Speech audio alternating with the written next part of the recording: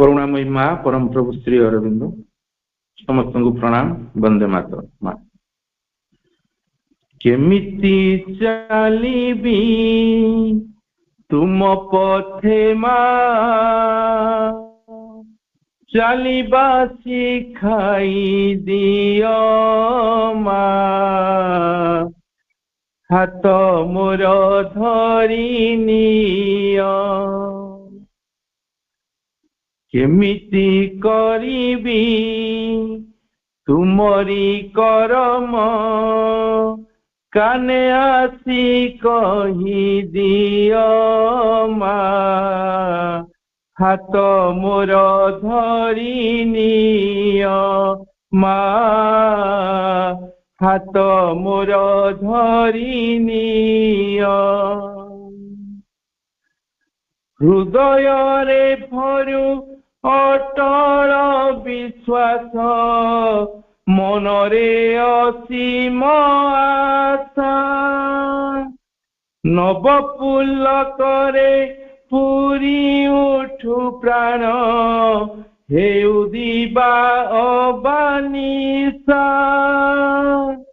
हृदय रे भरू अटल विश्वास मनरे असीम आशा नव पुलकरे पूरी उठु प्राण हेउ दिबा अबानिशा सबुरी भितरे तुमको देखिबी सबुरी भितरे तुमको देखिबी सही दृष्टि मोते दियो माँ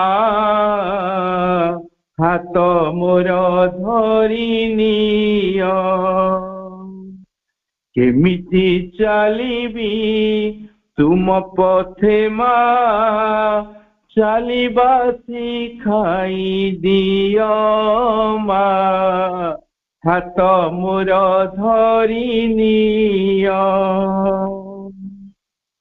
मधुरता भरू आलापरे सदा फुटी उठु तब बाणी लेखनीरु झरू सुधामय गीति नुआ जीवन कहानी मधुरता भरू आलापरे सदा फुटी उठु तब बाणी लेखनीरु झरू सुधामय गीति नुआ जीवन कहानी ए सारा संसार तुम परिवार ए सारा संसार तुम परिवार सही भाव मोते दियो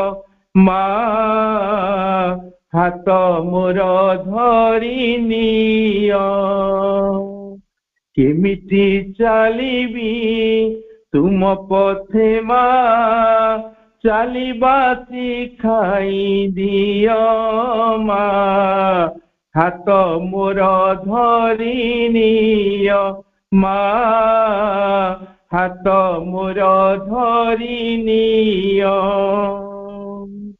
जीवन निशिर आशा काथर तुमे चांद भरसार शीतल आशीष जोछना ढारी माँ सजाड़ी दियो अंतर जीवन निशिर आशा काथर तुमे चांद भरसार शीतल आशीष जोछना ढारी माँ सजाड़ी दियो अंतर चाहिअछ तुमे जेउ परी मोते चाहिअछ तुमे जेउ परी मोते सेही परी करी दियो माँ ହାତ ମୋର ଧରି ନିଅ। କେମିତି ଚାଲିବି ତୁମ ପଥେ ମା, ଚାଲିବା ଶିଖାଇ ଦିଅ ମା। ହାତ ମୋର ଧରି ନିଅ। କେମିତି କରିବି ତୁମରି କରମ, କାନେ ଆସି କହି ଦିଅ ମା। ହାତ ମୋର ଧରି ନିଅ ମା, ହାତ ମୋର ଧରି ନିଅ ମା, ହାତ ମୋର ଧରି ନିଅ।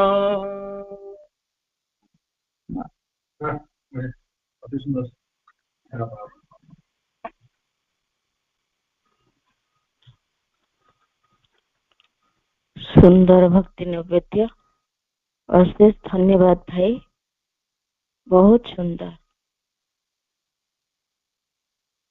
तेबे वर्तमान आलोचनार पर्याय आमर आलोचना हो आसुछि चेतनार अभियात्रा पुस्तकटी आलोचना करि आछंती विधान भाई। तांको आमे ए कार्यक्रम को स्वागत जणैबा। से तांकर आलोचना रखिबे। विधान भाई।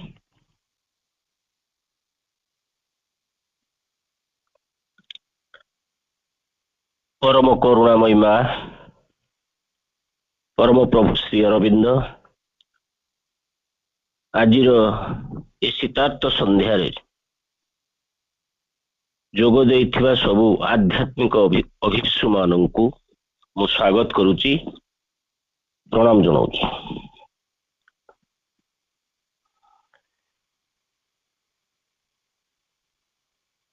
आमे प्रत्येक व्यक्ति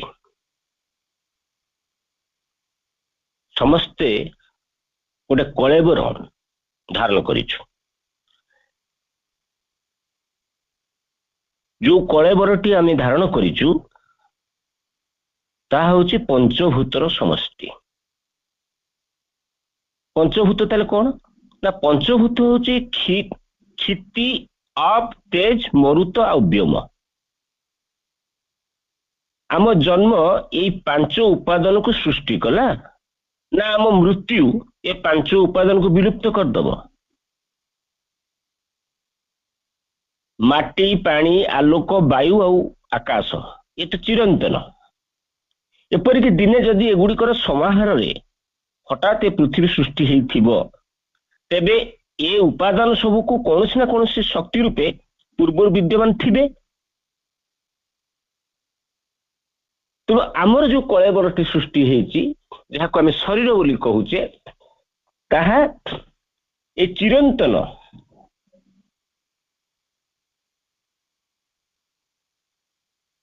ता भितरु आसीछि। चिरंतन होउछि माटी, चिरंतन होउछि पानी, आलोक, वायु और आकाश।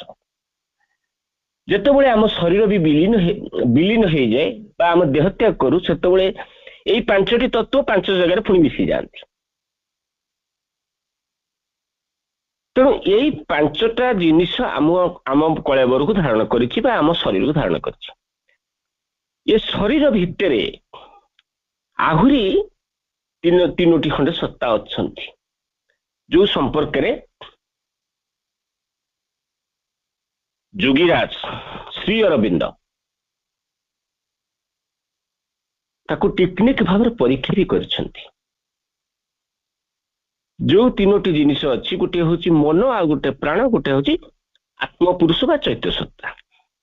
आमे आ पूर्व मन संपर्क रे पढ़ी सारिछे। आज आलोचना आउ स्वाध्याय हब ता परवर्ती जिनिस होची बा सप्ताहटी होची प्राण सत्ता को लेके। आम भितर गोटे प्राण शक्ति अच्छी ता इनविजिबल ता विजिबल नुह देखला भाई जिनस नुह किंतु तार उपस्थिति आम किंतु अनुभव करुछु। जेमती जेतेबेले आमे खाद्य बा कौनसी खाद्य खाऊछु ता भितरे आमे तरकारी करूछु लुण टिके पकाउछु ସ୍ୱାଦ ତରକାରୀ ଯେମିତି ରୋଷେଇ କଲେ ବି ଟିକେ ସ୍ୱାଦ ଲାଗୁଛି, ଆମେ ଖାଇପାରୁଛୁ। ସବୁ ସୁନ୍ଦର ଭାବରେ ପ୍ରସ୍ତୁତ ହବ, ଲୁଣ ନଥିବ, ତା ଆବସେଣ୍ଟଟା କିନ୍ତୁ ଆମେ ଅନୁଭବ କରୁ। ଯେମିତି ଠିକ ସେମିତି ଆମ ଶରୀର ଭିତରେ ଗୋଟେ ପ୍ରାଣସତ୍ତା ଅଛି, ତା ଆବସେଣ୍ଟଟା କଣ ଆପଣ ବି ଜାଣିଛନ୍ତି। ତେଣୁ ସେଇ ପ୍ରାଣସତ୍ତା ସମ୍ପର୍କରେ ଆଜିର ସ୍ୱାଧ୍ୟାୟ ଆଲୋଚନା। ଆମ ସତ୍ତା ମଧ୍ୟରେ ଗୋଟେ ଏମିତି କ୍ଷେତ୍ର ବି ଅଛି। କୋଉ କ୍ଷେତ୍ର ନା ସେଟା ହଉଛି ପ୍ରାଣ କ୍ଷେତ୍ର। ଆମ ସତ୍ତା ଭିତରେ ଗୋଟେ କ୍ଷେତ୍ର ଅଛି ଯାହା ଏକାଧାରରେ ପ୍ରଭୂତ ବାଧାବିଘ୍ନ, ପ୍ରଚୁର ଶକ୍ତିର ମଧ୍ୟ ସେ ଆଧାର। ଗୋଟିଏ ପଟରେ ବାଧାବିଘ୍ନ ଅଛି, ପ୍ରଚୁର ଶକ୍ତି ବି ଅଛି, ବିଶୃଙ୍ଖଳାର ବି ଆଧାର। କାରଣ ବାହାରୁ ଆଉ ଉର୍ଦ୍ଧ୍ୱରୁ ରହିଥିବା ସମସ୍ତ ପଥକୁ ଏ ମଧ୍ୟ ବନ୍ଦ କରିଦିଏ। ମନକୁ ନୀରବ କରିବା ପାଇଁ ଆମର ସକଳ ପ୍ରୟାସକୁ ମଧ୍ୟ ସେ ବିରୋଧ ବି କରେ। ଚେତନାକୁ ତାର ସଂକୀର୍ଣ୍ଣ କ୍ରିୟାକଳାପ ଆଉ ଆଗ୍ରହ ମଧ୍ୟକୁ ଖସେଇ ବି ଆଣେ। ତେଣୁ ଅନ୍ୟାନ୍ୟ ସମସ୍ତ ରାଜ୍ୟ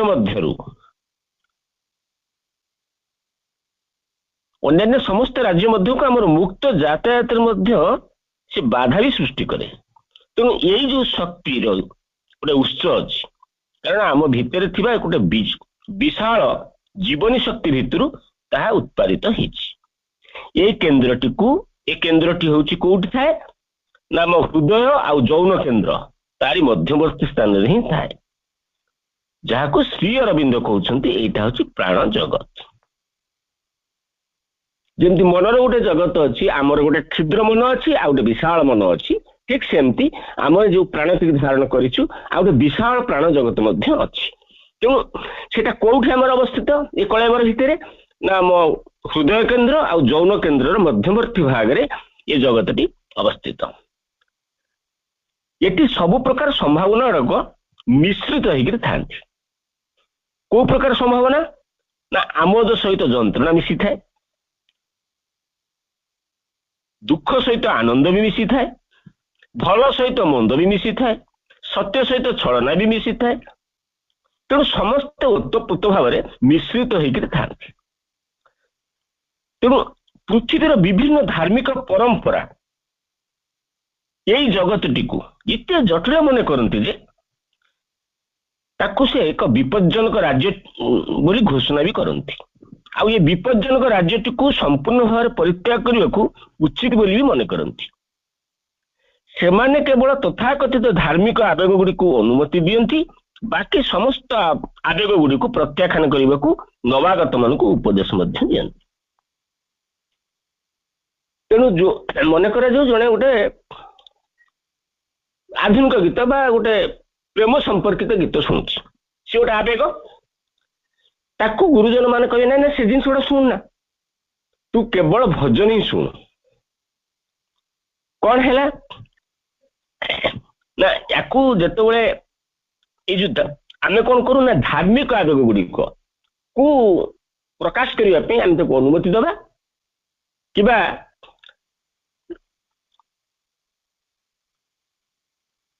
ଆଉ ସମସ୍ତ ଆବେଗ ଗୁଡ଼ିକୁ ପ୍ରତ୍ୟାଖ୍ୟାନ କରିବାକୁ ଆମେ ମଧ୍ୟ ପରାମର୍ଶ ଦଉ। କିନ୍ତୁ ଏଇ ଯୋଉ ପରାମର୍ଶଟି କେତେ ଉପାଦେୟ ଆଉ କେତେ କ୍ଷତିକାରକ ଏ ସମ୍ପର୍କରେ ମଧ୍ୟ ଶ୍ରୀ ଅରବିନ୍ଦ କହୁଛନ୍ତି। ସେମାନେ ସମସ୍ତେ ଏଥିରେ ଏକମତ ଯେ ମଣିଷ ପ୍ରକୃତି ଅପରିବର୍ତ୍ତନୀୟ। କୋଉମାନେ? ଆମର ଗୁରୁଜନ ମାନେ। ତେଣୁ ଶ୍ରୀ ଅରବିନ୍ଦ କହୁଛନ୍ତି ଯେ ଏଇ ପ୍ରକାର ଯୋଉ ନୈତିକ ବ୍ୟବିଚ୍ଛେଦ ଦୁଇଟି ଦୁର୍ବଳତା ରହିଛି। ପ୍ରଥମଟି ହେଉଛି ଏହା ସତ୍ତାର ପ୍ରକୃତ ଶୁଦ୍ଧତା ଆଣିପାରିବ ନାହିଁ, କାରଣ ଉଚ୍ଚ ସ୍ତରର ଆବେଗ ସବୁ ଯେତେ ସୂକ୍ଷ୍ମ ହୁଅନ୍ତୁ ନା କାହିଁକି ନିମ୍ନ ସ୍ତରର ଆବେଗ ପରି ତାହା ମିଶ୍ରିତ। କାରଣ ମୂଳ ଉପାଦାନରେ ଏଇ ସବୁ ଏକ ପ୍ରକାର ଭାବ ପ୍ରବଣତା। ଦ୍ୱିତୀୟତଃ ଏହା କିଛି ନିବାରଣ କରିପାରେ ନା, ସବୁ কিছুକୁ ଦମନ କରିଦିଏ। ନିଜ ସ୍ୱରୂପରେ ପ୍ରାଣ ଏକ ଶକ୍ତି, ଯାହାକି ଆମର ଯୁକ୍ତିବାଦ ଏବଂ ନୈତିକ ମତାମତ ଉପରେ ଆଦୌ ସେ ନିର୍ଭରଶୀଳ ନୁହେଁ। ତେଣୁ ଏଇ ଯୋଉ ପ୍ରାଣ ଜଗତଟିକୁ ସେ ଏତେ ଅପରିବର୍ତ୍ତନୀୟ ବୋଲି ଆମର ପୂର୍ବସୂରୀ ମାନେ ମଧ୍ୟ କହିଛନ୍ତି। ତେଣୁ ସେ ଜଗତରେ ସେମାନେ ହାତ ମାରିବାକୁ ବି ଡରିଛନ୍ତି।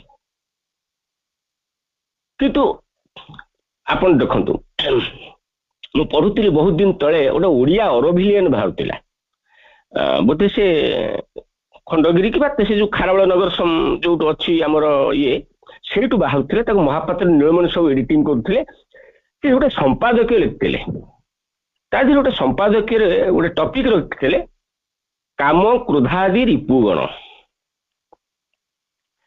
କାମ ବା ବାସନା, କାମ କ୍ରୋଧ ଲୋଭ, ଏଗୁଡାକ ଏଇ ଯୋଉ ରିପୁ ଗୁଡାକ ସବୁ ଆମ ଭିତରେ ଅଛନ୍ତି। ସେ ରିପୁ ଗୁଡାକ ଆମେ ତାକୁ ଯଦି ଦମନ କରିଦେବୁ, ସେମାନେ କଣ କରିବେ, ଆଉ ଗୋଟେ ପ୍ରକାର ଭାବରେ ପ୍ରକାଶିତ ହେବେ। ତାକୁ ଯଦି ସୁଯୋଗ ଦେଇଦେବୁ, ସେ ଅନେକ ଜିନିଷ କ୍ଷତି କରିଦେବେ। ତାକୁ ସେଥିପାଇଁ ଗୋଟେ ଶୃଙ୍ଖଳାର ଆବଶ୍ୟକତା ଅଛି। ତେଣୁ ଯୋଉ ଶୃଙ୍ଖଳାଟା ପ୍ରାଣକୁ, ଯଦି ପ୍ରାଣ ଯେମିତି ଗୋଟେ କହନ୍ତିନି ପ୍ରବହମାନ ଧାରା, ତାକୁ ଯଦି ଠିକ ଢଙ୍ଗରେ ଆପଣ ଶୃଙ୍ଖଳିତ ଢଙ୍ଗରେ ପ୍ରବାହ କରିବାକୁ ଦେବେ ବା ପ୍ରବାହିତ ହବ, ସିଏ ତାହା ଅନେକ ପାଣିଟା କଣ କରିବ ନା, ଅନେକ ଇନଫର୍ଟିଲିଟି, ଯୋଉଠି ଅନୁର୍ବର ଜମି ଗୁଡାକ ସବୁ ଉର୍ବର ଭୂମି ହେଇଯିବେ। କିନ୍ତୁ ଯଦି ତା ଖେଳେଇ ହେଇକି ଚାରିଆଡକୁ ଗଲା, କୋଉଠି ଉର୍ବରତା ପ୍ରକାଶ ପାଇବନି, ଯୋଉଠି ଫସଲ ଉପଯୋଗୀ ହେଇପାରିବନି। ତେଣୁ ଆମେ ଏଇ ମାନେ ସତ୍ତା ମାନଙ୍କୁ କିପରି ଶୃଙ୍ଖଳିତ, ମାର୍ଜିତ ଏବଂ ଶୁଦ୍ଧ କରିପାରିବା, ସେଥିପାଇଁ ଆମକୁ ନୈତିକତା କଣ କରେ ନା, ବିଭିନ୍ନ ପ୍ରକାର ନିୟମ ତିଆରି କରିଦିଏ। ନିୟମ ତିଆରି କରେ କିଏ? ମନ ହିଁ ନୈତିକତାର ଭିତ୍ତିଭୂମି। ତେଣୁ ସେଇ ମନ ଯୋଉ ନୈତିକତା ତିଆରି କରେ, ନୈତିକତା ନିଜେ ନିୟମ ତିଆରି କରିବ, ନିଜେ ମଧ୍ୟ ସେ ଭାଙ୍ଗିଦେବ। ଗୁରୁବାରେ ଆଇଁଷ ଖାଇବ ନାହିଁ, ସୋମବାରେ ଆଇଁଷ ଖାଇବ ନାହିଁ, ସୋମବାରେ ଶିବ ମନ୍ଦିରକୁ ଯିବ, ଅମକ ବାରେ ଏଇ ଓଷା ହବ। ଇଏ ଆମର ସମାଜକୁ ଗୋଟେ ଶୃଙ୍ଖଳିତ କରିବା ପାଇଁ ଗୋଟେ ନୈତିକ ନିୟମ ତିଆରି ହେଇଛି। କିନ୍ତୁ ଶ୍ରୀ ଅରବିନ୍ଦଙ୍କ ଧାରା ତ ନୈତିକ ନିୟମ ଭିତରେ ନୁହଁ। ଏଠି କୋଉଠି ପରାମର୍ଶ ଦିଆଯାଇନି ତମେ ଏଇ କାମ ସବୁ କରିବ, ଏଇ ନିୟମ ଭିତରେ ଚାଲିବ, ଏ କଥା କୁହାଯାଇନି। ଗୋଟେ ବିରାଟ ଶୃଙ୍ଖଳାର କଥା କୁହାଯାଇଛି। ତୁମେ କାହାକୁ ଇଗ୍ନୋର କରିପାରିବ ନାହିଁ, ସମସ୍ତଙ୍କୁ ସମ୍ମାନ କରିବ, ଯେଝା ସ୍ଥାନରେ ଯେଝା। ଯଦି ଠିକ ଢଙ୍ଗରେ ରହିଲେ, ତାହେଲେ ତାହା ଗୋଟେ ଶୃଙ୍ଖଳିତ ବ୍ୟବସ୍ଥା ତିଆରି ହବ ବା ଶୃଙ୍ଖଳିତ ସମାଜ ତିଆରି ହବ। ବାଲି ଗୁଡ଼ିକ ସମୁଦ୍ର ବେଳାରେ ଅଲଗା ମାନେ ଦର୍ଶକ ମାନଙ୍କୁ ବା ଭ୍ରମଣକାରୀ ମାନଙ୍କୁ ଆନନ୍ଦ ଦଉଥିଲା ବେଳେ, ତାହା ମାନେ ସମୁଦ୍ର ବା ବାଲି ନଈ ପଠା ପାଇଁ ବାଲି ଠିକ। କିନ୍ତୁ ସେଇ ବାଲି ଯଦି ଆଖି ପାଖରେ ଆସି ରହିଲା, ତା ଆଖି ପାଇଁ ଯନ୍ତ୍ରଣାଦାୟକ। ତେଣୁ ଯିଏ ଯୋଉ ସ୍ଥାନରେ ରହିବା କଥା ସେଇ ସ୍ଥାନରେ ରହିଲେ ହିଁ ଗୋଟେ ଶୃଙ୍ଖଳିତ ସମାଜ ତିଆରି ହୁଏ। କିନ୍ତୁ ଆମେ ଯଦି ଗୋଟେ ନୈତିକତାର ବାଡ଼ ସବୁ ଦେଇଦବା, ତମେ ଦେଖିବ ଗୋଟେ କଥା ଲେଖିଦବ, ତାକୁ କହିବ ସମସ୍ତେ ପଢିବେ, କେବଳ ଯୋଉମାନେ ମାଇନର ଅଛନ୍ତି, ଛୋଟ ପିଲା ଅଛନ୍ତି, ତାକୁ ତ ପଢିବେନି। ଆପଣ ଦେଖିବେ ଛୋଟ ପିଲାମାନେ ସେଇଆକୁ ପଢିବାକୁ ହିଁ ବେଶୀ ଆଗ୍ରହ କରିବେ।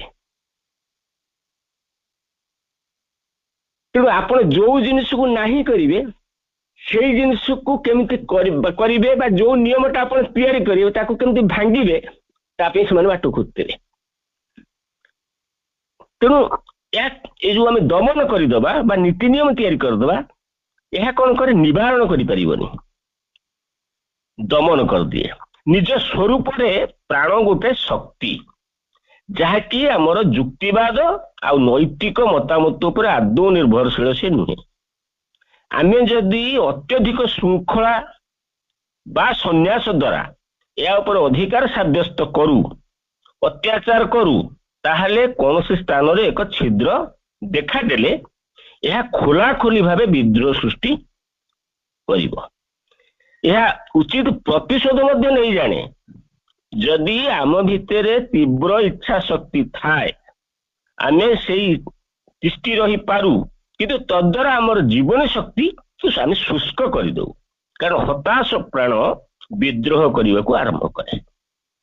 ଆମେ ମୁକ୍ତ ହଉ ମନ୍ଦରୁ, ଖାଲି ମନ୍ଦରୁ ମୁକ୍ତ ହଉନା, ଜୀବନର ଐଶ୍ୱର୍ଯ୍ୟରୁ ମଧ୍ୟ ଆମେ ମୁକ୍ତ ହଉ।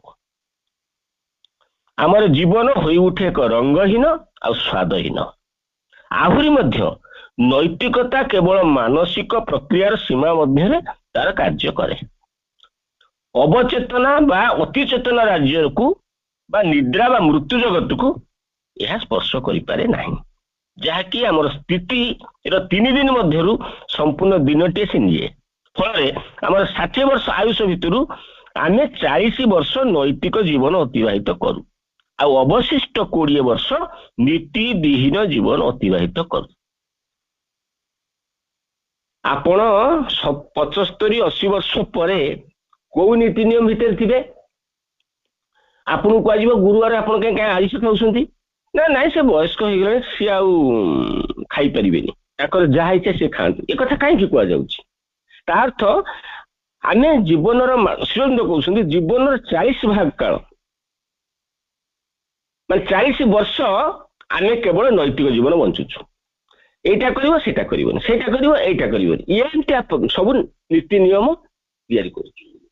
କିନ୍ତୁ ଅବଶିଷ୍ଟ ଜୀବନ, ଯୋଉ ସମୟରେ ଆମର କିଛି ମନେ ରହୁନି, କଣ ଖାଉଛି ଜାଣିପାରୁନି, ସେ ସମୟରେ କୋଉ ନୀତି ନିୟମ କାର୍ଯ୍ୟକାରୀ କରିବ? ତେଣୁ ପ୍ରାଣକୁ ଯଦି ଆପଣ ଦମନ କରିବେ ବା ତା ଉପରେ ଆମର ଯୋଉ ଆବେଗ ଗୁଡ଼ିକୁ ଯଦି ଆମେ ଦମନ କରିଦେବା, ଆମ ଜୀବନଟି ମଧ୍ୟ ଶୁଷ୍କ ହେଇଯାଏ, ରଙ୍ଗହୀନ ହେଇଯାଏ, ନିରାଶ ମାନେ ନିରସ ହେଇଯାଏ।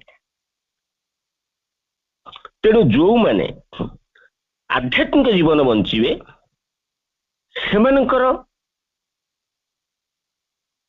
ସୁଖ ଆଉ ଦୁଃଖ ଏହା ହେଉଛି ଗୋଟେ ଅନୁଭବ। ଆନନ୍ଦ ବିଷାଦ ଇଏ ଗୋଟେ ଜୀବନର ସ୍ଥିତି। ତେଣୁ ଏ ସ୍ଥିତି ଭିତରୁ ଆମକୁ ଉତ୍ତୀର୍ଣ୍ଣ ହେବାକୁ ପଡ଼ିବ। ଆମେ ଯଦି ସେଇ ସ୍ଥିତିରୁ ଉତ୍ତୀର୍ଣ୍ଣ ନ ହେବା, ତେବେ ଆମେ ଜୀବନର ଅସଲ ଐଶ୍ୱର୍ଯ୍ୟକୁ ପ୍ରାପ୍ତ ହେଇପାରିବା ନାହିଁ। ମନେ କରାଯାଉ ଭଗବାନ ଯଦି ମୋ ପାଇଁ ନର୍କରେ ସ୍ଥାନ ନିର୍ଦ୍ଦିଷ୍ଟ କରିବେ, ତେବେ ମୁଁ ସ୍ୱର୍ଗ ପାଇଁ କାହିଁକି ମନ ବଳେଇବି? ମୋର କଲ୍ୟାଣ ପାଇଁ ଯାହା ଲୋଡ଼ା ତାହା ମୋଠୁ ସେଇ ସର୍ବୋତ୍ତମ ସତ୍ତା ହିଁ ଭଲ ଭାବରେ ଜାଣନ୍ତି। ତେଣୁ ଆମେ ଯୋଉ ସ୍ୱର୍ଗ ଆଉ ନର୍କ ଏକଥା କହୁ, କାହିଁ କହୁ ନା ଆମେ ତାକୁ ପରିକଳ୍ପନା କରିଛୁ। ସ୍ୱର୍ଗ ବୋଲି ବାସ୍ତବରେ କିଛି ନଥାଏ, କି ନର୍କ ବୋଲି ବାସ୍ତବରେ କିଛି ନଥାଏ। ସେ ହେଉଛି ଚେତନାର ଗୋଟେ ସ୍ଥିତି, ଯୋଉ ସ୍ଥିତିରେ ମଣିଷ ସ୍ୱର୍ଗ ସୁଖ ଅନୁଭବ କରେ, ଯୋଉ ସ୍ଥିତିରେ ମଣିଷ ନର୍କ ଭୋଗ ଅନୁଭବ କରେ। ତେଣୁ ୟାକୁ ସବୁ ସେ ନୈତିକତା ହିଁ ତିଆରି କରିଛି। ତେଣୁ ଆମେ ଆମର ସତ୍ତା ଉପରେ ଗୋଟେ ନୈତିକ ଶୃଙ୍ଖଳାକୁ କେବେ ବି ଲଦି ଦେବାନି। ଆମେ ଚାହୁଁଛୁ ଏକ ପ୍ରକାର ଆଧ୍ୟାତ୍ମିକ ବ୍ୟାପକ ଶୃଙ୍ଖଳା, ଯାହା ଆମ ପ୍ରକୃତିର ପ୍ରତ୍ୟେକ ଅଂଶକୁ ସମ୍ମାନ କରେ, ଏହାକୁ ନିର୍ଦ୍ଦିଷ୍ଟ କେତେକ ମିଶ୍ରଣରୁ ମୁକ୍ତ କରେ। କାରଣ ପ୍ରକୃତରେ ଚରମ ସତ ବୋଲି କିଛି ନାହିଁ, ସବୁ କିଛି ମିଶିକିରି ଅଛି ବା ମିଶ୍ରଣ ଘଟିଛି। ତେଣୁ ସାଧକ କୌଣସି କଥାକୁ ଭଲ ବା ମନ୍ଦ ଭାବେ ନାହିଁ ଧରି ନିଆଯାଉ, ସେ ତଥାପି ବି ଚିନ୍ତା କରୁଛି, ସେ ଯଥାର୍ଥ ବା ଯଥାର୍ଥ ନୁହେଁ ଏଇ ଶବ୍ଦ ଦ୍ୱାରା ବିଚାର କରୁଛି। ତେଣୁ ଜଣେ ନାବିକ ତାର ଆପେକ୍ଷିକ ଅବସ୍ଥିତି ଜାଣିବା ପାଇଁ ସମୁଦ୍ର ପ୍ରତି ଥିବା ତାର ଆକର୍ଷଣ ଉପରେ ସେ କେବେ ନିର୍ଭର କରେ ନା। ସେ ଗୋଟେ ଯନ୍ତ୍ର ରଖିଥାଏ, ସେ ଯନ୍ତ୍ର ବ୍ୟବହାର କରେ ଏବଂ ସେଥିରେ ଦର୍ପଣଟି ପରିଷ୍କାର ଅଛି ବୋଲି ପ୍ରଥମେ ସେ ନିଶ୍ଚିତ ହେଇଯାଏ। ଯଦି ଆମର ଦର୍ପଣ ପରିଷ୍କାର ନଥାଏ, ତେବେ ଆମେ କୌଣସି ପଦାର୍ଥ ବା ବ୍ୟକ୍ତିଙ୍କର ପ୍ରକୃତ ସ୍ୱରୂପ ଜାଣିପାରିବା ନାହିଁ। ଆମେ କେବଳ ଆମର କାମନା ବାସନା ଭୟର ପ୍ରତିଫଳନ ହିଁ ଦେଖୁଛୁ ସବୁଠାରେ। ଆମ ନିଜ ଭିତରେ କୋଳାହଳର ପ୍ରତିଧ୍ୱନି ଆମେ ଶୁଣିପାରୁଛୁ। କେବଳ ଏ ଜଗତରେ ନୁହେଁ, ଅନ୍ୟାନ୍ୟ ସମସ୍ତ ଜଗତରେ ମଧ୍ୟ, ଜାଗ୍ରତ ଅବସ୍ଥାରେ, ନିଦ୍ରା କାଳରେ, ମୃତ୍ୟୁରେ ମଧ୍ୟ। ଯଥାର୍ଥ ଭାବରେ ଦେଖିବା ନିମନ୍ତେ ଦୃଶ୍ୟର ମଝିରେ ଠିଆ ହେଲେ ଚଳିବନି। ତେଣୁ ସାଧକ ଦୁଇଟି କଥାରେ ପାର୍ଥକ୍ୟ ବାରିବାକୁ ସମର୍ଥ ହେବା ଉଚିତ।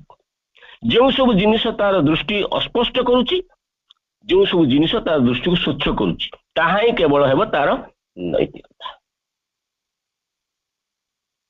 ତେଣୁ ନୈତିକତାକୁ କେତେ ସୁନ୍ଦର ଭାବରେ ସେ କଥା କହିଲେ ଯେ ଆମ ଯୋଉ ଜିନିଷ ଆମ ଦୃଷ୍ଟିକୁ ଅସ୍ପଷ୍ଟ କରୁଛି ଆଉ ଯୋଉ ଜିନିଷ ଆମ ଦୃଷ୍ଟିକୁ ସ୍ୱଚ୍ଛ କରୁଛି, ଏହା ହିଁ ହେବ ଆମର ନୈତିକତା। ତେଣୁ କିଏ ଆମେ କିନ୍ତୁ ଯୋଉ ନିୟମ କାନୁନ ସବୁ ତିଆରି କରୁଛୁ ଆମ ସାମାଜିକ ଚଳଣି ବ୍ୟବସ୍ଥାରେ, ସେ ନୀତି ନିୟମ ଗୁଡା କିଛି ଦିନ ପରେ କିଛି ଲୋକ ଭାଙ୍ଗି ଦଉଛନ୍ତି, ସେଥିରେ ଆଉ ଚାଲୁନି। ତା ଭିତରେ କିଛି ଲୋକ ଅଛନ୍ତି ସେକୁ ମାଡ଼ି ବସି ଧରିଛନ୍ତି, ଅଭ୍ୟାସରେ ପକେଇ ଦେଇଛନ୍ତି, ସେମାନେ ଭାବୁଛନ୍ତି ଆମେ ଠିକ ରାସ୍ତାରେ ଅଛୁ। ଆପଣ ଦେଖିଥିବେ ଯୋଉମାନେ ଆମ ଘର ମାନଙ୍କରେ ଯୋଉଦିନ ସ୍ତ୍ରୀ ଲୋକମାନେ ଉପାସ ବ୍ରତ କରନ୍ତି, ସେ କାହିଁକି କରନ୍ତି? ତାର ଅସଲ ଉଦ୍ଦେଶ୍ୟକୁ ନ ବୁଝି ସେମାନେ ଉପାସ କରନ୍ତି। ଆଡେ ଭୋକ ହଉଥିବ, ଭିତରେ ଛଟପଟ ପ୍ରାଣ ଛଟପଟ ହଉଥିବ, ସେମାନେ ଚାହୁଁଥିବେ କଣ ଟିକେ ଖାଇଦେବା ପାଇଁ, କିନ୍ତୁ ତାଙ୍କ ନୈତିକତା ତାଙ୍କୁ ବାଧା ଦଉଥିବ। ଏଇ ତୁ କରିଛୁ ମାନେ ଶିବଙ୍କର ଉପାସନା କରୁଛୁ, ଏ ଯୋଉ ଶିବରାତ୍ରି ତୁ କରିଛୁ, ତୁ ତାଙ୍କୁ ଦର୍ଶନ ନ କରିବା ପର୍ଯ୍ୟନ୍ତ ବା ମହାଦୀପ ନ ଜଳିବା ପର୍ଯ୍ୟନ୍ତ ପାଣି ମଧ୍ୟ ସ୍ପର୍ଶ କରିବୁ ନାହିଁ। ତାଙ୍କ ଭିତରେ କିଏ ଚେତେଇ ଦଉଥିବ, କିଏ ଚେତଉଥିବ? ସେଇ ନୈତିକତା ଚେତଉଥିବ, ସେ ଯୋଉ ନିୟମଟି ତିଆରି କରିଛି। ଆଚ୍ଛା, ଯଦି ଓଷା ପର୍ବ ହେଲା ଭାତ ଖାଇବନି, ଜଳଖିଆ ଖାଇଲେ ଚଳିବ କିନ୍ତୁ ଭାତ ଖାଇବନି। ଆରେ ଭାତ ଖାଇବା ଆଉ ଜଳଖିଆ ଖାଇବା ଭିତରେ ଫରକ ବି କଣ ଅଛି? ଆମେ ସେଇ ଖାଦ୍ୟ ପାଖରେ ଅଟକିଲୁ। ତେଣୁ ଆମକୁ ତାର ଊର୍ଦ୍ଧ୍ୱକୁ ଯିବାକୁ ପଡିବ। ଆମେ କୋଉ ଉଦ୍ଦେଶ୍ୟ ନେଇକିରି ଏ ବ୍ରତଟି ପାଳନ କରୁଛୁ, ସେ ଉଦ୍ଦେଶ୍ୟଟାକୁ ଯଦି ଆମେ ଠିକ ଢଙ୍ଗରେ ବୁଝିଯିବୁ, ତେବେ ଆମେ ସେଇ ବ୍ରତ ପାଳନ କରିବାର ଅସଲ ମହତ୍ୱକୁ ଉପଲବ୍ଧି କରିବୁ। ତେଣୁ ଯୋଉମାନେ ଆଧ୍ୟାତ୍ମିକ ପଥର ଯାତ୍ରୀ, ସେମାନଙ୍କର ଦୃଷ୍ଟି ସବୁବେଳେ ସ୍ୱଚ୍ଛ ରହିବା ଦରକାର। ସତ୍ୟକୁ ଗ୍ରହଣ କରିବା ପାଇଁ ଯେତିକି ସାମର୍ଥ୍ୟ ଦରକାର, ମିଥ୍ୟାକୁ ମଧ୍ୟ ସାମ୍ନା କରିବା ପାଇଁ ସେତିକି ସାମର୍ଥ୍ୟ ଦରକାର। ନଚେତ ଏଇଟା ଆମେ ଯଦି କହିବା ସବୁ ଲୋକଙ୍କର, ପ୍ରତ୍ୟେକ ବ୍ୟକ୍ତିଙ୍କର ଦୋଷ ଦୁର୍ବଳତା ଅଛି, ଭୁଲ ଭଟକା ଅଛି। ତେଣୁ ଯଦି ଆମେ ସେ ଭୁଲ ଭଟକାକୁ ଆଧାର କରିକି ତାଙ୍କୁ ନିର୍ଣ୍ଣୟ କରି ଚାଲିବା, ଦିନେ ହୁଏତ ଦେଖିବା ଆମ ପାଖରେ ଆଉ କେହି ନଥିବେ। ତେଣୁ ଆପଣ ଶୁଣି ନାହାନ୍ତି କି, ମାନେ କେବେ ବି ଶୁଣି ନଥିବେ ପଶୁ ପକ୍ଷୀ ମାନେ କେବେ ମିଛ କୁହନ୍ତି। ଏଇ ମଣିଷ ମିଛ କୁହେ, ସଠତା କରେ, ଛଳନା କରେ, ସବୁ ପ୍ରକାର ତଳସ୍ତରକୁ ଖସି ଯାଇପାରେ, କିନ୍ତୁ ଏଇ ମଣିଷ ଭିତରେ ମଧ୍ୟ ପୁଣି ଦେବତା ହେବାର ସମ୍ଭାବନା ଥାଏ। ତାର ବଡ ଉଦାହରଣ ଆମେ ଆମ ଆଗରେ ବି ଅଛି, ଯୋଉଟାକ ଦସ୍ୟୁ ରତ୍ନାକର ବାଲ୍ମୀକି ହେବାର। ଯାହା ପାଟିରେ ଦିନେ ରାମ ନାମ ପଶୁ ନଥିଲା, ମହର୍ଷି ନାରଦଙ୍କ ତାକୁ ଯେତେବେଳେ କହିଲେ ଯେ ତୁ ରାମଙ୍କ ନାଁ ଜପ କର, ତା ପାଟିରେ ରାମଙ୍କ ନାଁ ପଶିଲାନି। ଆଜ୍ଞା, ମୁଁ ସେ ନାଁ ମୋ ପାଟିରେ ପଶୁନି, ମୁଁ ତ ସବୁଦିନେ ମଣିଷକୁ ହଣା ମରା କଲି, ଆଉ ସେ ନାଁ କୋଉଠି ପାଟିରେ ପଶିବ? ନା ମଣିଷକୁ ମାରୁଛୁ ତ? ନା ହଁ, ତାହେଲେ ସେ ମରା କହ। ସେ ମରା ବି ଦିନେ ତାଙ୍କୁ ବାଲ୍ମୀକିରେ ପରିଣତ କରିଦେଇଥିଲା। ତେଣୁ ମଣିଷ ଭିତରେ ସବୁ ପ୍ରକାର ସମ୍ଭାବନା ଭରପୁର ହେଇକି ଅଛି। ସେଇ ସମ୍ଭାବନା ଗୁଡ଼ିକୁ ଆମେ ଯେତେବେଳେ ଜାଣିବା, ଆମେ ତ ସମ୍ପୂର୍ଣ୍ଣ ଅଜ୍ଞ ସେ ବାବଦରେ। ପ୍ରଭୁ ଯଦି କୃପା ନ କରିଥାନ୍ତେ, ସେ ତ ଆମ ଭଳି ଅଜ୍ଞ ମାନେ ଏ କଥା ଜାଣିବାକୁ ସକ୍ଷମ ହେଇନଥାନ୍ତେ। ଆମେ ଆମ ପାଠ୍ୟପୁସ୍ତକ ଭିତରେ କଥା ପଢିନୁ। ଆମ ଭିତରେ ଗୋଟେ ପ୍ରାଣ ଶକ୍ତି ଅଛି, ଯିଏ ଆମ ଜୀବନ ସଞ୍ଚାର କରୁଛି, ଆମକୁ ମାନେ କଣ ଆମ ଜୀବନକୁ ପରିଚାଳିତ କରୁଛି, ଆନନ୍ଦ ଦଉଛି, ଉତ୍ସାହ ଦଉଛି, ହତୋତ୍ସାହ ବି ଦଉଛି। ଏ କଥା ଆମ ପାଠ୍ୟପୁସ୍ତକ ନଥାଇ ନାହିଁ, କିନ୍ତୁ ଶ୍ରୀ ଅରବିନ୍ଦ ଆମକୁ ଦେଖେଇଦେଲେ ଯେ ବାହାରେ ସଜାଡୁଛୁ କଣ, ବାହାରେ ସଫା ସୁତୁରା କରୁଛୁ କଣ, ତାକୁ ଭିତରଟାକୁ ସଫା କର। ମନେ କରାଯାଉ ମତେ ଜଣେ ଆକ୍ୱାଗାର୍ଡ ମୁଁ ମାଗିଲି ମତେ ଶୋଷ ହଉଛି ଗୋଟେ ପାଣି ବୋଟଲ ଦିଅ, ଜଣେ ପାଣି ବୋଟଲ ଦେଲେ, ସ୍ୱଚ୍ଛ ପାଣି ବୋଟଲଟି ମୁଁ ଖୋଲିଲି, ମୋ ଭିତରେ ଗୋଟେ କିଏ କହିଲା ତା ଦେହରେ ଟିକେ ମାଟି ପକେଇଦେଲୁ, ମୁଁ ମାଟି ଟିକେ ପକେଇଦେଲି, ମାଟି ପକେଇଦେଇ ପିଇବା ଭିତରେ ଦେଖିଲା ପାଣିଟା ଗୋଳି ହେଇଗଲାଣି, ଆଉ ପିଇବାକୁ ଇଚ୍ଛା ହେଲାନି। ମୁଁ କଣ କଲି, ସେ ମାଟିଟା କେମିତି ଧୁଆ ହବ, ମୁଁ ପୁଣି ଠିପିରିଟାକୁ ବନ୍ଦ କରିଦେଲି, ଭଲ ପାଣି ବାଲ୍ଟି ଆଣିକିରି ପାଣିରେ ତାକୁ ଧୋଇଲି ବସିକିରି, କାହାକୁ, ବୋଟଲଟାକୁ। ମୁଁ ଯେତେ ବୋଟଲ ଧୋଉଛି କିନ୍ତୁ ଭିତରଟା ଯୋଉ ଗୋଳିଆକୁ ସେଇ ଗୋଳିଆ। ମତେ ଜଣେ କହିଲା ଭିତରଟାକୁ ସଫା କରୁନାହାନ୍ତି, ସେ ପାଣି କିମ୍ବା ତାକୁ ଥୋଇ ଦଉନାହାନ୍ତି କିଛି ସମୟ ସ୍ଥିର ହେଇଯାଉ, ସିଏ ସ୍ଥିର ହେଇଗଲେ ହୁଏତ ସ୍ୱଚ୍ଛ ପାଣି ଆପଣଙ୍କ କତିକି ଆସିବ। ମୁଁ କହିଲି ଆରେ ହଁ ସତ କଥା ତ। ତେଣୁ ମୁଁ କଣ କଲି, ବୋଟଲଟାକୁ ଥୋଇଦେଲି, କିଛି ସମୟ ଥୋଇଲା ପରେ ମାଟି ଗୁଡାକ ତଳକୁ ଆସିଗଲା, ପାଣି ସ୍ୱଚ୍ଛ ଦେଖାଗଲା, ମତେ ମଧ୍ୟ ପିଇବା ଯୋଗ୍ୟ ହେଇପାରିଲା। ସେମିତି ଆମେ ଆମ ବାହାରଟାକୁ ଯେତିକି ସଫାସୁତୁରା କରୁଛେ ଆମ ଭିତରଟାକୁ ସେତିକି ସଫାସୁତୁରା କରିବା କେତେ ଜରୁରୀ, ଏ କଥା ହୁଏତ ଆମକୁ ଆଗରୁ କେହି କହିନଥିଲେ, ଆମକୁ ଶ୍ରୀ ଅରବିନ୍ଦ ଦେଖେଇଦେଲେ, ଆଉ ନିଜେ କରି ସବୁ ଦେଖେଇଦେଲେ, ରାସ୍ତା ଦେଖେଇଦେଲେ। ତେଣୁ ଭିତରଟା ଯଦି ଆପଣଙ୍କର ପରିଷ୍କାର ରହିବ, ସବୁ କିଛି ସଜାଡି ହେଇଯିବ। ଆମେ କ୍ରୋଧ କରୁଛେ, ଜଣଙ୍କ ଉପରେ ରାଗୁଛେ, ଆମେ କଣ ବାହାରୁ ରାଗୁଛେ? ଆମ ଭିତରେ କିଏ ଅସଙ୍ଗତି, କୋଉଠି ଗୋଟେ ଅସଙ୍ଗତି ସୃଷ୍ଟି ହେଇଛି, ଯୋଉ ଅସଙ୍ଗତିଟା କ୍ରୋଧ ଆକାରରେ ପ୍ରକାଶ ପାଉଛି। ସେ କ୍ରୋଧକୁ ତାହେଲେ କେମିତି ନିୟନ୍ତ୍ରଣ କରିବା, ତା ବାଟ ବି ବତେଇଛନ୍ତି। ଯେମିତି ବୈଜ୍ଞାନିକ ମାନେ ପ୍ରତ୍ୟେକ ଅଣୁ ପରମାଣୁକୁ ପରୀକ୍ଷା କରିକିରି ତାର ନିର୍ଯାସ ବାହାର କରୁଛନ୍ତି, ତେଣୁ ଶ୍ରୀ ଅରବିନ୍ଦ ହେଉଛନ୍ତି ଅନ୍ତର୍ଜଗତର ବିଶିଷ୍ଟ ବୈଜ୍ଞାନିକ, ଯିଏ ଆମ ସତ୍ତା ଭିତରେ ପ୍ରତ୍ୟେକଟି ସ୍ତରକୁ ଯାଇ ତାର କାର୍ଯ୍ୟ, ତାର ପରିଣାମ ସବୁକିଛିକୁ ଆବିଷ୍କାର କରିଛନ୍ତି, ତନ୍ନ ତନ୍ନ କରି ପରୀକ୍ଷା କରିଛନ୍ତି। ତାପରେ ସେ ଯେତେବେଳେ ସେ କଥାଟିକୁ କହିଛନ୍ତି, ସେ ଯାହା କହୁଛନ୍ତି ତାହା ହିଁ ବାସ୍ତବ ରୂପ। ତେଣୁ ପ୍ରାଣ ଜଗତକୁ ଯେତେବେଳେ ଆବିଷ୍କାର କରିବାକୁ ଆମେ ଯିବା, ପ୍ରଥମେ ମନର ଗୋଟାଏ ଅଂଶର ଆମେ ସମ୍ମୁଖୀନ ହବା। ଯୋଉ ଅଂଶଟି ସମ୍ମୁଖୀନ ହବା, ଯାହାର କାମ ହଉଛି ଆବେଗ, ଅନୁଭବ, କାମନା ଆଉ ବାସନା ମାନଙ୍କର କୈଫିୟତ ଦବା। ଶ୍ରୀ ଅରବିନ୍ଦ ଏହାକୁ ହିଁ କହୁଛନ୍ତି ପ୍ରାଣିକ ମନ। କିନ୍ତୁ ଆମେ ମାନସିକ ନିରବତାର ଆବଶ୍ୟକତା ଜାଣିସାରିଲୁଣୁ, ତେଣୁ ଆମେ ନିରବତାର ଶୃଙ୍ଖଳାକୁ ମନର ନିମ୍ନସ୍ତର ପର୍ଯ୍ୟନ୍ତ ବଢେଇ ଦେଇପାରିବା।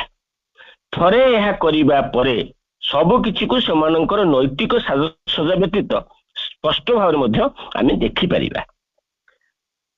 ଆମ ସତ୍ତାର ବିଭିନ୍ନ ସ୍ପନ୍ଦନ ସବୁ ସେମାନଙ୍କର ସତ୍ୟ ଆଲୋକରେ ପ୍ରକୃତରେ ପ୍ରତିଭାତ ହେବେ। ସର୍ବୋପରି ସେମାନଙ୍କର ଆଗମନ ମଧ୍ୟ ଆମେ ଦେଖିପାରିବା। ବର୍ତ୍ତମାନ ଯେଉଁ ମାନସିକ ନିରବତାର ଜଗତ ମଧ୍ୟରେ ଆମେ ରହିଛେ, ତାର ଉପାଦାନରେ ମାନସିକ, ପ୍ରାଣିକ ବା ଅନ୍ୟ କିଛି ସାମାନ୍ୟ ଆଲୋଡ଼ନ ମଧ୍ୟ ଆମକୁ ସିଗ୍ନାଲ ପରି ପ୍ରଭାବିତ କରିବ। ସଙ୍ଗେ ସଙ୍ଗେ ଆମେ ଜାଣିପାରିବା ଯେ କିଛି ଗୋଟେ ସ୍ପନ୍ଦନ ଆମର ପରିସୀମାକୁ ସ୍ପର୍ଶ କରୁଛି। ଏହିପରି ଭାବରେ ଆମେମାନେ ଏସବୁ ସ୍ପନ୍ଦନ ଗୁଡ଼ିକ ସମ୍ବନ୍ଧରେ ବି ସଚେତନ ହେଇପାରିବା, ଯାହାକୁ ଅଜ୍ଞାତ ସାରରେ ମନୁଷ୍ୟମାନେ ନିରନ୍ତର ସୃଷ୍ଟି କରି ଚାଲିଛନ୍ତି। କେଉଁଠି କ'ଣ ଘଟୁଛି, ଆମେ କି ପ୍ରକାର ବ୍ୟକ୍ତିର ସାମ୍ନା କରୁଛୁ, ଏହା ଆମେ ନିର୍ଦ୍ଦିଷ୍ଟ ଭାବେ ଜାଣି ମଧ୍ୟ ପାରିବା। ଜଣେ ବ୍ୟକ୍ତିର ବାହ୍ୟ ଆବରଣ ସହିତ ତାର ଅନ୍ତର କ୍ଷୁଦ୍ର ସ୍ପନ୍ଦିତ ସତ୍ତାର ପ୍ରାୟ କିଛି ସମ୍ପର୍କ ନଥାଏ। ବାହାର ଜଗତ ସହିତ ଆମର ସମ୍ବନ୍ଧର କାରଣ କ୍ରମଶଃ ସ୍ପଷ୍ଟତର ହେଇଯିବ। ଆମେ ଜାଣିପାରିବା ଯେ କାହିଁକି ପ୍ରବୃତ୍ତିଗତ ଭାବରେ ଜଣକୁ ଆମେ ଭଲ ପାଉ ବା ଭଲ ପାଉନା, ଆମେ କାହିଁକି ଭୟାଳୁ, କାହିଁକି ବିରକ୍ତ ହଉ। ତେବେ ଆମେ ଘଟଣାକୁ ସଂଶୋଧନ କରିପାରିବା, ଆମର ପ୍ରତିକ୍ରିୟାକୁ ସଂଶୋଧନ କରିପାରିବା, ସାହାଯ୍ୟକାରୀ ସ୍ପନ୍ଦନ ଗୁଡ଼ିକ ଗ୍ରହଣ କରିପାରିବା, ଅନ୍ଧକାରଚ୍ଛନ୍ନ ସ୍ପନ୍ଦନ ଗୁଡ଼ିକୁ ତ୍ୟାଗ କରିପାରିବା, କ୍ଷୟକାରକ ସ୍ପନ୍ଦନ ଗୁଡ଼ିକୁ ନିରସ୍ତ ମଧ୍ୟ କରିଦେଇ ପାରିବା। ତେଣୁ ଆମର ଯଦି ଦୃଷ୍ଟି ସ୍ୱଚ୍ଛ ହୁଏ, ଆମେ ତା ଭିତରେ ଭଲ ଭଲ ବାଛି ପାରିବା, ଠିକ ଭୁଲ ବାଛି ପାରିବା।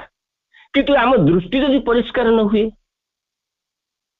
ତେବେ ଆମେ ସବୁ କିଛିକୁ ଗ୍ରହଣ କରିଦେବା, ଯାହା ଫଳରେ ଆମ ଭିତରଟା ଗୋଟେ ଏକ ପ୍ରକାର କ'ଣ ମାନେ गोटे घो घो मार्केट हो जाए बा हाट हो जाए। आपन देखिए हाट रे कौन हुए विभिन्न प्रकार दुकान मनोहरी दुकान सब बसी थाए कौटी आलू परिवा माने परिया पत्र बिक्री होते कौटी माछ बिक्री होते विभिन्न विभिन्न कथा आपण हाटर संपर्क जानिथे गोटे कोलाहलपूर्ण स्थान किंतु आमे आम भीतरटा से अवस्था रखिए कि आमे जदि ताही रखी थाऊ तेबे आम जीवन विशृंखलित जीवन। आमको कौन करिया पड़िबो सुरंद कहउसंती से स्पंदन गुड़ी को आम भितर को आसवा अनुमति दबा जदि आम देख आम दृष्टि परिष्कार होता है स्वच्छ होता है जो आवेग मत कष्ट दौची मत तलू को खसई दौची से आवेग को मो भितर को प्रवेश करने मु अनुमति देवी नहीं। जो आवेग मत मो चेतना रे उत्तरण करुची आगो को नहीं जाऊची आ गोटे पहाच चढ़ई दौची से आवेग गुड़ी को मु अनुमति देवी। तेणु आमे स्थिर भाव प्रथम आगे स्थिर हवा दरकार। आम जो पाठ चक्रटे करुचे ता पूर्व मांकर गोटे ध्यान करने नीरव रही गोटे म्यूजिक दौचे से म्यूजिक रे आमे कौन होची ना आम विक्षिप्त होता भावना गुड़ी को आमे श्रृंखलित करूँ। गत काली मंगलवार दिन गोटे पाठ चक्र जाइए से पाठ चक्र जन वयस्क भाई कैलाश भाई घर मानती से पाठ चक्रटे करते आम बसिक मत कहले मु कहली किस कथा सब सरला सरला परे मो कथा सरला परे मु कहली भाई को मु कहली भाई आपण मां को कहीं ग्रहण कले मां को कहीं आनिक घरे बसैले घर मुख्य भाव बसैले आपण घरे तो अलग देवादेवी मैंने आगु थे पूजा करुथे कौन अनुभूति पाइले ना कहीं मां को आनिक घरे रखिले से कहले मु 5-7 मिनट खंडे कह कहतु से जो कथाटी कहले मत हृदय को भारी स्पर्श कला कहे मु खूब कम दिन भितर मां को जानी मु सरकारी चाकरी करुली जो चाकरी करुली आमर पेंशन सिस्टम नथिला तापरे मु रिटायर हो गली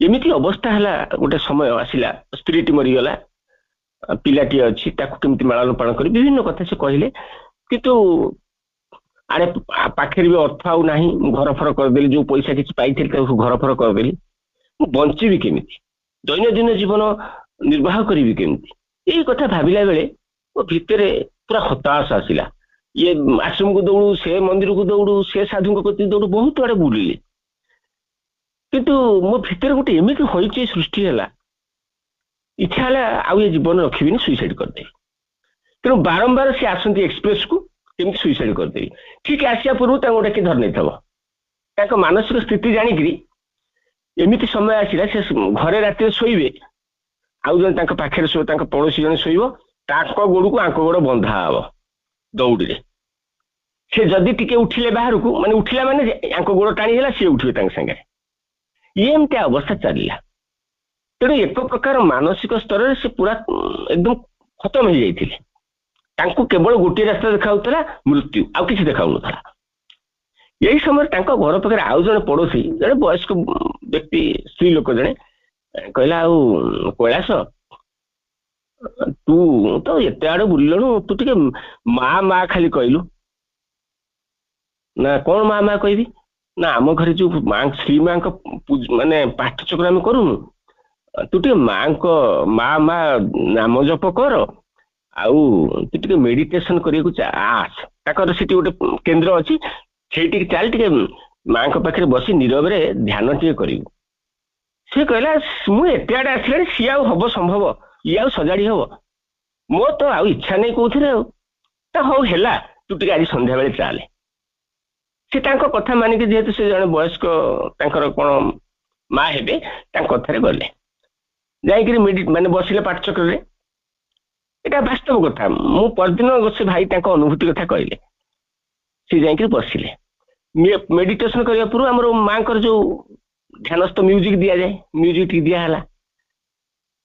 ସେ ମ୍ୟୁଜିକ ଯୋଉ 10-15 ମିନିଟ୍ କାଳ ମେଡିଟେସନ ଟି ହେଲା, ସେ ମ୍ୟୁଜିକ ବାଜିଲା ଫଳରେ ମୋ ଭିତରେ ମୁଣ୍ଡ ଉପରେ ଯେମିତି ଗୋଟେ ଭିତରେ କି ଛଟପଟ ଛଟପଟ ହଉଥିଲା, ସେ ଧୀରେ ଧୀରେ ମୁଁ ଦେଖିଲି ସ୍ଥିର ହବାକୁ ଆରମ୍ଭ ହେଲା। ମାନେ ସେଇ କେତେ 15 ମିନିଟ୍ ଭିତରେ। ତାପରେ ମତେ ଘରକୁ ଆସିଲା ପରେ ମତେ ଟିକେ କାହିଁ ଭଲ ଲାଗିଲା। ତାପରେ ମୁଁ ତାପର ବି ଗଲି, ସେମିତି ବସିଲି, ମତେ କାହିଁ ଭଲ ଲାଗିଲା। ଧୀରେ ଧୀରେ ଏମିତି ସପ୍ତାହ ପରେ ମୁଁ ଦେଖିଲି ମୋ ଭିତରେ ଯୋଉ ଇଚ୍ଛା ଗୁଡାକ ଆସୁଥିଲା ମୁଁ ଆଉ ଜୀବନ ରଖିବିନି, ମୋ ଭିତରେ ଗୋଟେ ଆଶା ସଞ୍ଚାର ହେଲା। ତାପରେ ମୁଁ ଧୀରେ ଧୀରେ ମାଙ୍କୁ ଚାହିଁଲି, ମାଙ୍କ ଆଖି ସହିତ ଆଖି ମିଶେଇଲି। ମାଙ୍କ ଆଖି ସହିତ ଆଖି ମିଶିଲା ବେଳକୁ ମୋର ପୁରୁଣା କଥା ସବୁ ମନେ ପଡୁଥାଏ, ଆଖିରୁ ଲୁହ ଧାର ଧାର ହେଇ ବହୁଥାଏ। ତାପରେ ମୁଁ କହିଲି ମା ମତେ କଣ ଆଉ କିଛି ବାଟ ମିଳିବନି? ତାପରେ ଏମିତି କିଛି ଦିନ 10-12 ଦିନ 15 ଦିନ ଗଲା ପରେ ହଠାତ୍ ମୋ କତିକି ଆସିଲା ମେସେଜ ଯେ ଯୋଉମାନଙ୍କର ପେନସନ ନଥିଲା ସେମାନଙ୍କର ପେନସନ ହେଇଛି, ଆଉ ସେମାନେ କାଗଜ ପତ୍ର ସବୁ ସବମିଟ କରନ୍ତୁ। ଯାହା ହଉ ପରବର୍ତ୍ତୀ ସମୟରେ ସେଗୁଡା ସବୁ ସଜାଡି ହେଇଗଲା, ଏବେ ପେନସନ ପାଉଛନ୍ତି। ବହୁତ କଥା ସେ କହିଲେ, ମୁଁ ସେ ଆଡକୁ ଯାଉନି। ମୋ କହିବାର କଥା ହଉଛି ଜୀବନ ଯେତେବେଳେ ବିଶୃଙ୍ଖଳିତ ହେଇଯାଏ, ଯେତେବେଳେ ଆଗକୁ ଆଉ ଆଶା ଦେଖାଯାଏ ନା, ଠିକ ସେଇ ଅବସ୍ଥାରେ କଣ ହୁଏ ନା ଆମକୁ ଆଉ ଗୋଟେ ଦ୍ୱାର ଆମ ପାଇଁ ଉନ୍ମୁକ୍ତ ହେଇଯାଏ, ଯୋଉ ଦ୍ୱାର ଆମକୁ ଆମ ଠିକଣା ରାସ୍ତାରେ ପହଞ୍ଚେଇ ଦିଏ। ତେଣୁ ଆମ ଘରେ ଧୀରେ ଧୀରେ ଆଉ କେହି ନାହାନ୍ତି, କେବଳ ମାଙ୍କ ବ୍ୟତୀତ। ମାଙ୍କୁ ଛାଡ଼ିଦେଲେ ମୁଁ ଦେଖୁଛି ମୋ ଜୀବନ ଆଉ ଆଗକୁ ଯାଇପାରିବନି, ମାଙ୍କ ବ୍ୟତୀତ ମୁଁ ବଞ୍ଚି ପାରିବିନି। ଏ କଥା ମତେ ଯେତିକି ପୁଲକିତ କଲା ସେତିକି ଭାବବିହ୍ୱଳ ମଧ୍ୟ କଲା। ତେଣୁ ଆମେ ସମସ୍ତେ ଜୀବନରେ ସେମିତି ଗୋଟେ ଏମିତି ପର୍ଯ୍ୟାୟ ଆସି ପହଞ୍ଚିଛି ଯୋଉ ପର୍ଯ୍ୟାୟରେ ଆମେ ଆଗକୁ ଆଲୋକ ଆଉ ଦେଖାଯାଇନି। ସେ ଆଲୋକର ଠିକଣା ଆମକୁ ମା ହିଁ ଦେଖେଇ ଦେଇଛନ୍ତି। ତେଣୁ ଯେତେବେଳେ ଆମେ ଆମର ଦୃଷ୍ଟି ପରିଷ୍କାର ହେଇଯିବ, ସ୍ୱଚ୍ଛ ହେଇଯିବ, ଆମେ ସେତେବେଳେ କୋଉ କୋଉ ଆବେଗ ଗୁଡ଼ିକୁ ଆମେ ଅନୁମତି ଦେବା, କୋଉ କୋଉ ଆବେଗକୁ ଅନୁମତି ଦେବାନି, ତାହା ଆମେ ମଧ୍ୟ ନିଜେ ଜାଣିପାରିବା। ମୋର କେତେବେଳେ କଣ ଘଟିବ ବା କଣ କଣ ମୋ ପାଖରେ ମାନେ ଆଗକୁ ଇନସିଡେଣ୍ଟ ଆସୁଛି, ତମକୁ କିଛି କିଛି ସୂଚନା ମଧ୍ୟ ତମେ ପାଇପାରିବ। ବାହାରୁ ଆସୁଥିବା ସ୍ପନ୍ଦନ ଗୁଡ଼ିକୁ ପ୍ରତିକ୍ରିୟା ନ ଦେଖେଇ ଆମେ ଯଦି ପୂର୍ଣ୍ଣ ଆନ୍ତର ନିରବତା ପ୍ରତିଷ୍ଠା କରିବା, ତେବେ ଆମେ ଦେଖିବା ଏ ସ୍ଥିରତା ସେ ସ୍ପନ୍ଦନକୁ ମଧ୍ୟ ବିନଷ୍ଟ କରିଦେବ। ଆମର ଚାରି ପାଖରେ ଏକ ପ୍ରକାର ବରଫର କ୍ଷେତ୍ର ରହିଛି, ଯଦ୍ୱାରା ସମସ୍ତ ପ୍ରଭାବ ନିମଜ୍ଜିତ ଆଉ ନିରସ୍ତ ହେଇପାରନ୍ତି। ଉଦାହରଣ ସ୍ୱରୂପ କ୍ରୋଧକୁ ନିଆଯାଉ। ଯଦି ଆମ ସାମ୍ନାରେ ଥିବା କ୍ରୋଧାନ୍ୱିତ ବ୍ୟକ୍ତିଟିର ସ୍ପନ୍ଦନ ସହିତ ସ୍ପନ୍ଦିତ ନ ହୋଇ ଆମେ ଆମ ଭିତରେ ପୂର୍ଣ୍ଣ ସ୍ଥିରତା ରଖିପାରିବା, ତେବେ ଅନ୍ୟ ବ୍ୟକ୍ତିର କ୍ରୋଧ କ୍ରମଶଃ ଧୂଆଁ ଭଳି ମିଳେଇଯିବ। ଜଣେ ସେ ତାର ଗୋଟେ ଭୁଲ ବୁଝାମଣା ହେଇଯାଇଛି, ତମ ଉପରେ ଆସି ବିରକ୍ତ ହଉଛି, ବିଭିନ୍ନ ପ୍ରକାର ଖରାପ ଗାଳି ଗୁଲଜ ସବୁ କରୁଛି। ତମେ ଯଦି ତା କଥାର ପ୍ରତିବାଦ କରିବା ଆରମ୍ଭ କଲ, ଘଟଣାଟା ଗଡ଼ି ଗଡ଼ି ଚାଲିବ, ଭୟଙ୍କର ଗୋଟେ ଯୁଦ୍ଧ ହବ। କିନ୍ତୁ ତମେ ଯଦି ସେ କହୁଥିବ ତମେ ନୀରବ ହେଇକି ଶୁଣୁଥିବ। ମତେ ଜଣେ ଦଉଛି ଗୋଟେ ଜିନିଷ, ମୁଁ ଯଦି ତାକୁ ନ ନେଲି ସେ ଜିନିଷ ତାର ପାଖରେ ରହିବ। ଆପଣ ଦେଖିଥିବେ ବେଳେ ବେଳେ କଣ ହୁଏ, ଜଣକ ଉପରେ ରାଗିଥିବେ, ତାକୁ ସେ ଭୁଲ କରିଦେଇଥିବ, କଣ ଗୋଟେ ତାପରେ ରାଗି ଦେଇଥିବେ, ତାକୁ କହୁଥିବେ ସେ କିଛି କହୁନଥିବ, ଚୁପ୍ ହେଇଥିବ, ଭୁଲ କରିଦେଇଛି ଚୁପ୍ ହେଇ ରହିଲା। ଆରେ ବ୍ୟକ୍ତି କହୁଥିବ ସେ ପଦେ କହନ୍ତା ମୁଁ ଆପରେ ଆଉ କହନ୍ତି, ସେ କିନ୍ତୁ କିଛି କହିବନି। ଇଏ ବେଶୀ କଷ୍ଟ ପାଇବ। ଲାଷ୍ଟକୁ ଦେଖିବେ ଇଏ ତ କିଛି କହୁନି, ଚୁପ୍ ହେଇକି ପାଟି ବନ୍ଦ କରି ରହିବ। ଆପଣ 100 ପ୍ରକାର କହିବେ ମୁଁ କିଛି କହିବିନି, ଆପଣ କଣ ହବ, ଲାଷ୍ଟକୁ ପାଟି ଚୁପ୍ କରି ରହିବେ ନା ଆଉ କଣ କରିବେ? ତେଣୁ ଏଇ ଯୋଉ ଜୀବନ ବଞ୍ଚିବାର ଯୋଉ କୌଶଳ ଯଦି ମା ନ ଆସିଥାନ୍ତେ, ଆମେ ଏ କୌଶଳ ସବୁ ଶିଖି ପାରିନଥାନ୍ତୁ। ପ୍ରତ୍ୟେକ ବସ୍ତୁ ଭିତରେ ଚେତନା ଅଛି, ସମସ୍ତଙ୍କୁ ଉପଯୁକ୍ତ ସମ୍ମାନ ଦେବା ଦରକାର, ଠିକ ଭାବରେ ବ୍ୟବହାର କରିବା ଦରକାର। ଏ କଥା ଆମେ ବୁଝିଥିଲୁ।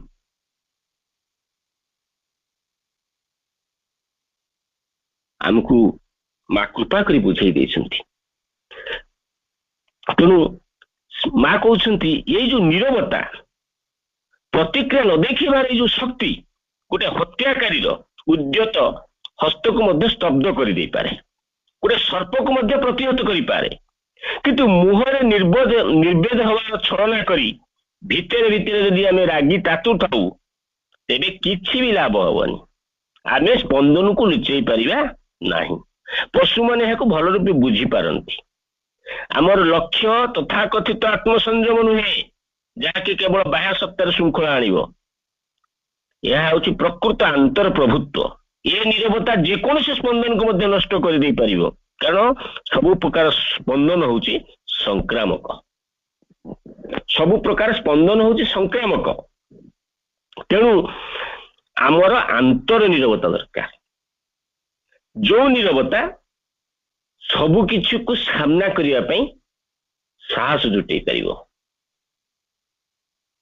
ସବୁ ପ୍ରକାର ବିପଦକୁ ସାମ୍ନା ମଧ୍ୟ ସେ କରିପାରିବ।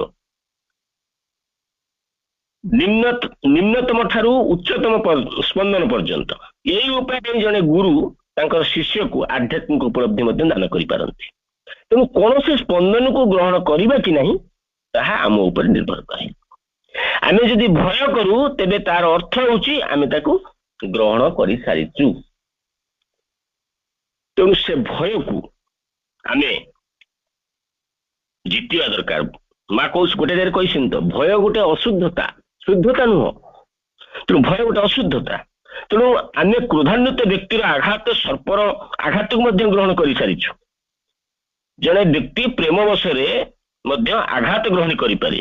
ଯେପରି ଶ୍ରୀରାମକୃଷ୍ଣ ଜଣେ ଶଗଡ଼ ଚାଳକ ତାର ବଳଦଟିକୁ ପିଟୁଥିବାର ଦେଖି ଯନ୍ତ୍ରଣାରେ ଚିତ୍କାର କରି ଉଠିଲେ।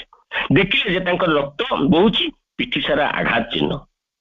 ଶାରୀରିକ ଯନ୍ତ୍ରଣା ପାଇଁ ମଧ୍ୟ ସେଇ ଏକ ହିଁ କଥା କୁହାଯାଇପାରେ।